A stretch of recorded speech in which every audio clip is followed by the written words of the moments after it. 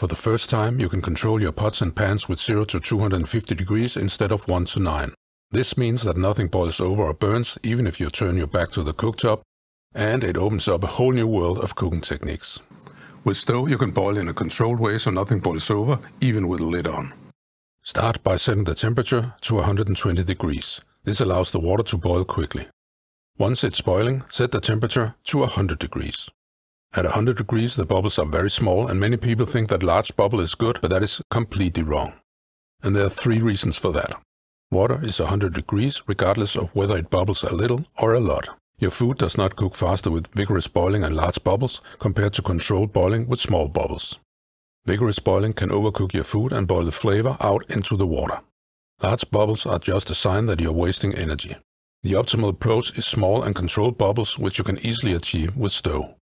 You can even put a lid on and save even more energy, completely without the risk of it boiling over. Frying with stove is even better than boiling. A good example is pancakes, so let's recap how you do those on an old cooktop using 1 to 9. The first pancake always fails, and the last one burns if you're not careful. Fortunately, there's a very simple explanation for this and a solution. When making pancakes, you start by heating up your pan. Your pan should be between 190 and 200 degrees to make the perfect pancake. If you're impatient and pour the pancake batter too early, it will be undercooked. The pancake batter also helps lower the temperature of the pan because it's cold. While the first pancake is cooking, the pan's temperature rises again until you pour the new pancake batter. If you don't adjust the heat while cooking, your pan will get hotter and hotter over time. And the last pancakes will be cooked at an excessively high temperature. A skilled chef can make good pancakes by keeping the pan at the right temperature, by adjusting the heat from 1 to 9 at the right moment, and by understanding how the pancakes cool down the pan. With stove, it's so much easier. You simply set the temperature directly to 190 degrees. Once that temperature is reached, then stove stops heating. You can even see when the temperature is reached and when it's ready for the first pancake.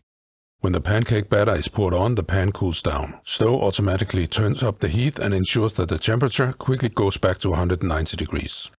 When the temperature is reached, it stops heating. This automatically makes all your pancakes the same and perfect. But how do you know what temperature you should fry at? Most people are used to frying with low heat or medium heat, but with stove we do it much more precisely. Low heat is from 0 to 100 degrees. It's good for thawing, sous-vide, poaching, chocolate melting hollandaise, and for keeping food warm. Medium heat is from 100 to 140 degrees. It is good for boiling, sautéing, heating creams, and for frying eggs. Medium-high heat from 140 to 180 degrees is what we usually think of as the normal frying temperature. Most vegetables, poultry and meat, it turns out great here. High heat from 180 to 220 is good for creating a thick sear, for toasting bread. It is good for caramelizing sugar or frying fish. Very high heat from 220 to 250 degrees is good for things that requires a short time, like fish, shellfish and deep frying, or to form a crust on a steak. And when we know this, we can fry the perfect steak. Typically, when you fry a steak, it should be at a very high temperature for a short time to get the perfect sear. And then it should be cooked through at a medium heat so the butter doesn't burn. You can translate this to set the pan to 220 degrees to get the perfect sear and then cook your steak through at around 170 degrees. Your food will always be cooked exactly the way you want it every time. Stove for deep frying. Just set the temperature to 220 degrees and your oil will be the perfect temperature to deep fry anything from French fries to falafel.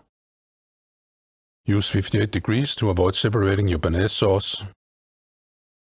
At 100 degrees your porridge will never burn. You can also temper chocolate directly in the pot without using a water bath.